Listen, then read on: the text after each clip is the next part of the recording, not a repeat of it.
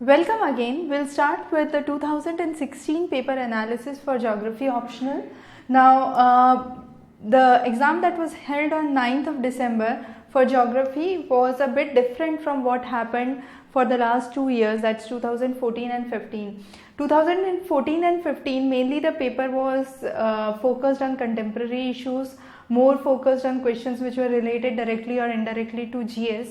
However, it was a total twist for 2016 and most of the questions were very direct and very conventional. Specifically for paper 2, questions were very direct. Now for students appearing for 2017, it is a serious advice that you focus both on conventional as well as contemporary topics because the question can occur either ways.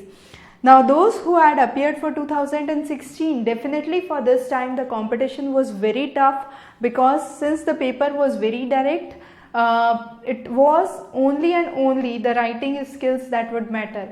So if you had good presentation skills, good writing skills and a good speed indeed, you could focus on scoring high marks for 2016. Now most of the questions for paper 1 section A were covered directly from the previous video lectures and our postal course. So those which were covered directly, we won't discuss those in detail. However, some of the topics required some information to be discussed, so we will focus on those. Now the first question was, describe the basket of egg topography. Now this question is directly from the glacial topography and we have discussed this in our lecture. The next was, differentiate between insolation and temperature. We have already covered that in the lecture. And what is anomalous temperature? When we talk about anomaly means deviation from the average or the long term average. What is the deviation would be defined as anomaly. So if it is a positive anomaly, that means that our observed value is much warmer than the reference value of the temperature. However, if we talk about negative anomaly temperature, the observed value is much cooler as compared to the reference value. So anomalous temperature was something that required importance here, so we will be discussing, we have covered that here. The next question is, discuss maritime zones. Now this we have already covered in our video lecture. A direct question, it's just the writing skills that matter in these kinds of questions. Now this is a tricky question for some of you. Bring out the ecological significance of tropical rainforest biome. Now when we are talking about biome, you must start with what are biomes, the basic classification from biomes, and the various categories, and then move forward with tropical rainforest biome. When we talk about tropical rainforest biomes, it is confined to 5 degrees north and south of equator. It is considered as a biodiversity hotspot with maximum diversity of flora and fauna, very high temperature, high humidity and high rainfall area.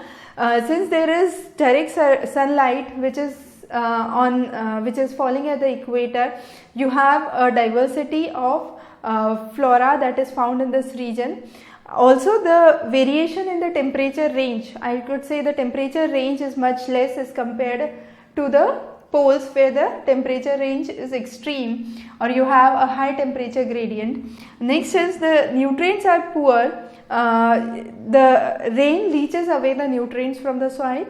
So that is again important. If we take a specific example of say Borneo, you have nearly 15,000 plant species, of which 2,500 are just orchids. So these are some of the case studies that you can discuss.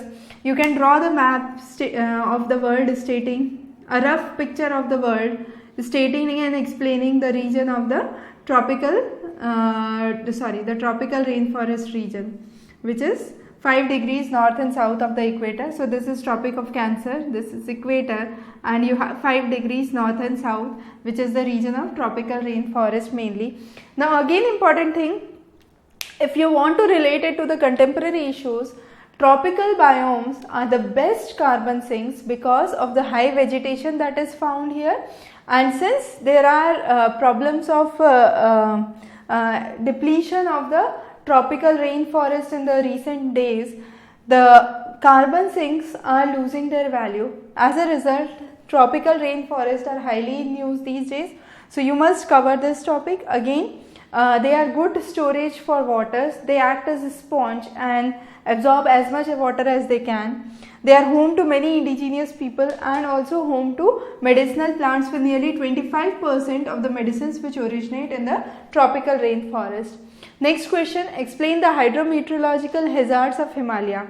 Now when we talk about hydrometeorological hazard, we'll first start with the natural hazard and then we'll focus on the anthropogenic consequences. So when we talk about natural hazards, earthquake, avalanche, then you have the glacial lake outburst, floods, landslides are some of the common hazards that are seen in Himalayas. However, when they are linked to anthropogenic factors, they affect the human life and they cause economic damage. Again, due to anthropogenic hazards, you have few of the consequences that are seen, that is fast melting of the snow, retreating of the glacier, receding of the snow line or the glacial line. So shift in the snow line is again important. The decrease in the amount of snowfall and small glacial lakes that have appeared here and there are increasing in numbers. So these are some of the major consequences. So you have to explain all these in detail. So we have mentioned the major points that you must cover for this answer. The next is the concept of pediplanation. We have already covered in our lecture. Now the ideas of Davis and Pank we have covered. Wood basically gave a 4-slope model, so where he tried to explain the 4 units of a slope, and he said you have the waxing slope, the free phase, the debris fall and the waning slope. So he tried to explain the categorization of slope, and the elements of slope were initially given by Wood, which were later used by King. The tropical and temperate cyclone differences we have covered in our lecture in detail. Also at the doorstep where we are focusing on the answers for the previous year's papers, we have already covered this question which was asked in 2012.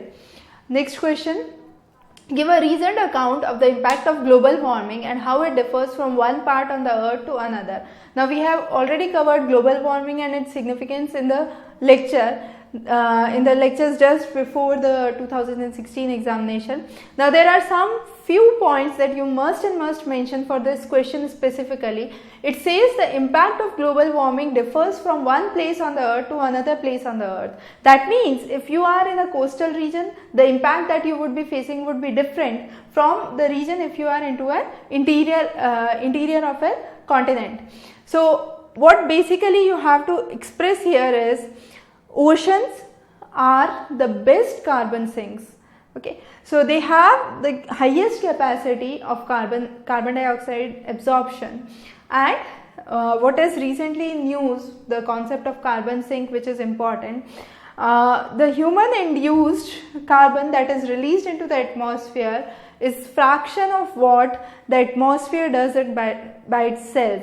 However, that small fraction that human is affecting or that is affected by the anthropogenic means is affecting the global balance of carbon. So when we, due to global warming, what happens is oceans get warmer. As a result, the sea level rises and the capacity of carrying the carbon dioxide decreases. So they reduce to become a good carbon sink. So that is one of the biggest problem that we face because of global warming. Another important problem is carbon dioxide promotes the growth of trees. So if you have ample of carbon dioxide, there would be denser and bigger trees, which won't be the case otherwise. So you have to mention how the coastal areas have been impacted and how the impact has been different from an interior land or a kind of desert area. The next question is the World Climatic Research Program. Now the IGBP program that was asked again in 2012 is related to what is the WCRP. Now this World Climatic Research Program was established in 1980 by World Meteorological Organization and International Council of Science. Again, this was later sponsored by UNESCO's body of Intergovernmental Oceanographic Commission. The basic idea was to understand the physical climatic systems and the climatic processes to predict the impact of human influence. As a result, its core projects were divided into global atmosphere, oceans, sea ice, land and land surface. So these were the 5 core projects that WCRP talked about. It was the foundation for the Agenda 21, and most of the ideas were derived from WCRP under Agenda 21, along with the International Geosphere Biosphere Program, the IGBP, that we have already covered at Doorstep Tutor, and the International Human Dimensions for Global Environment Change Program. They three, the WCRP, the IGBP and the Global Environment Change Program, together they focus on the major issues and problems that would be faced due to climate change. Next question. The relation between winds and the currents is best seen in Indian Ocean. Explain. Now, Indian Ocean is unique to itself because it's the only ocean that is influenced by monsoon currents. So, when we talk about monsoon currents, let's talk about the North Hemisphere winters. What would happen is the northeast monsoon drift and the south equatorial current move westward. However, you have the equatorial drift that moves eastward, and you have a kind of equatorial drift that flows between the two westward currents, which get weaker with time. However, in the north hemisphere summers, what would happen? You have the north equatorial current, which is replaced by the southwest monsoon currents, and therefore you have Indian Ocean, which plays a significant role to understand both the impacts of wind and current, because you have the impact of monsoon that is seen here. Again, you have the Agulhas current and the Mozambique channel, and along with the Somalia current, which are the key focuses for the formation of monsoons, the southwest monsoons and the jet streams in this region. So, you have to explain basically a brief outline of the monsoons along with the flow of currents in the Indian Ocean.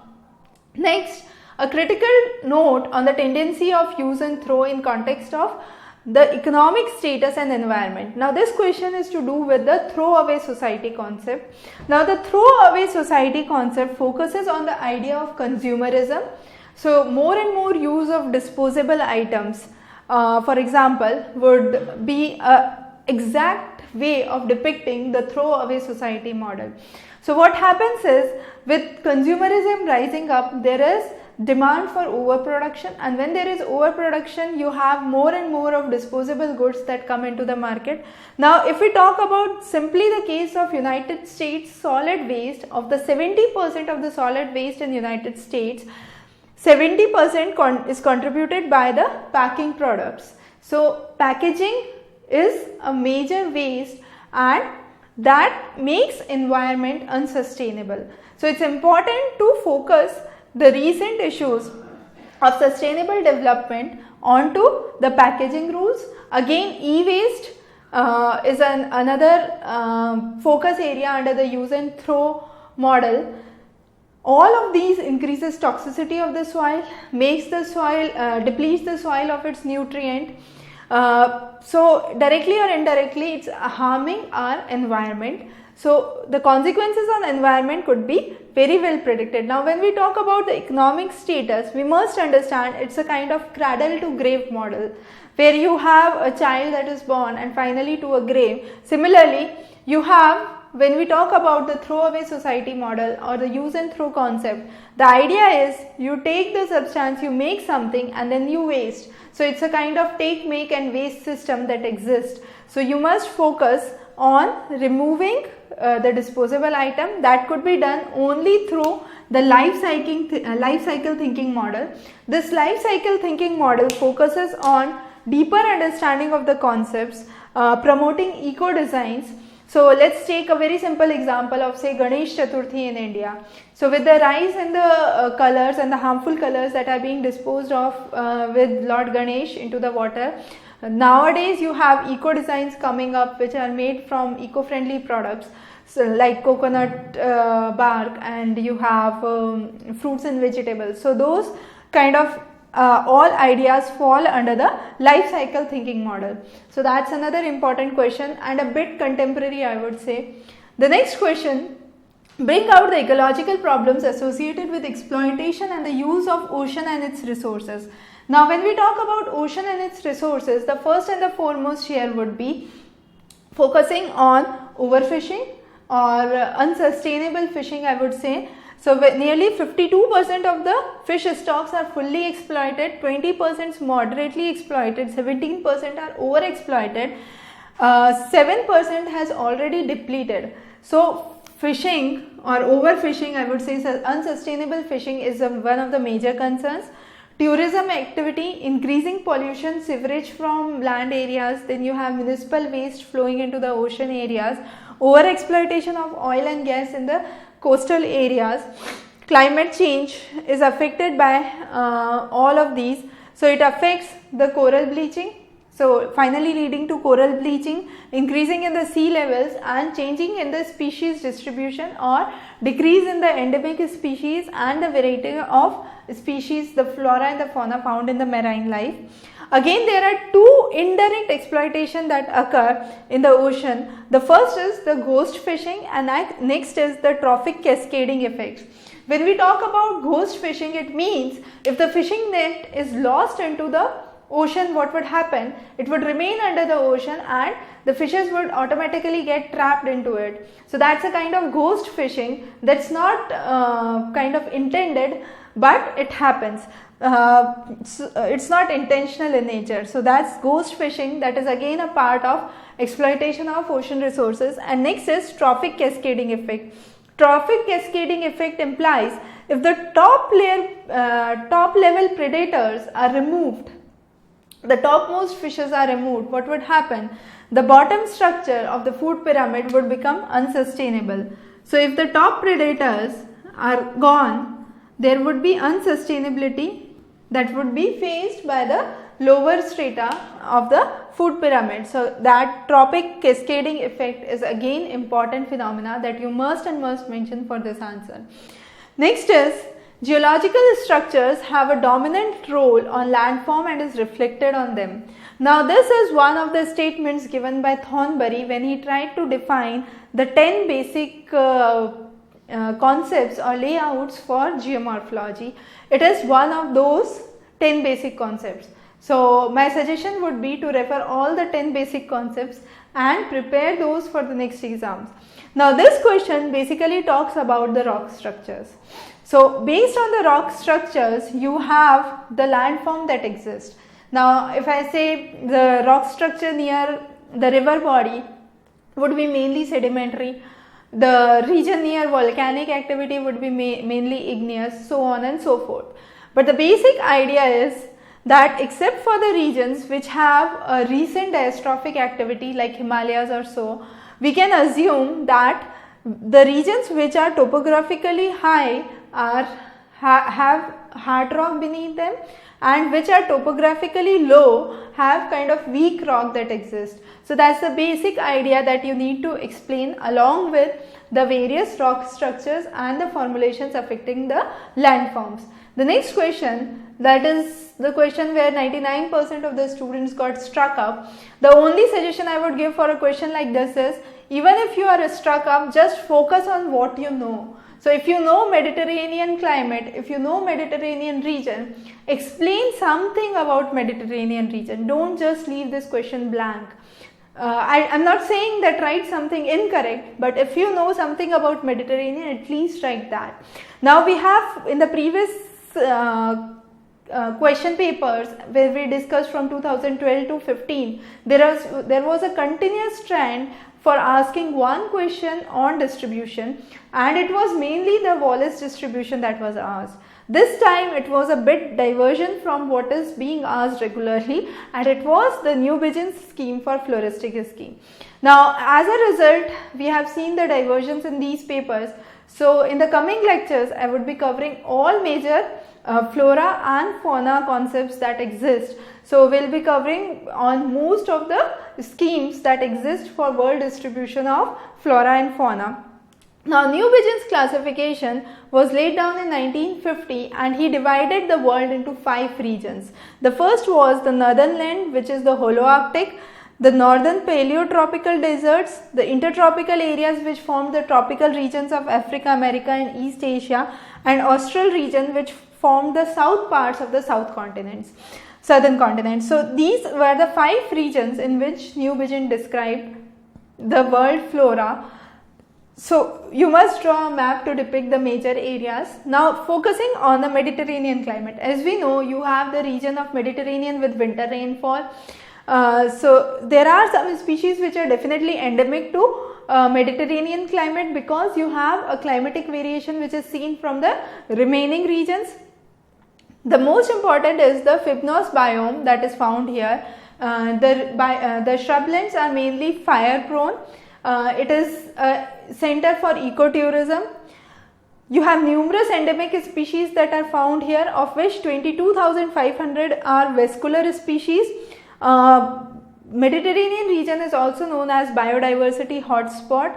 Mainly Proterica is the genus where you have the various genuses Protera, Lycosperm, where you have the pincushions, and silver tree or cone bushes that are commonly found in this region.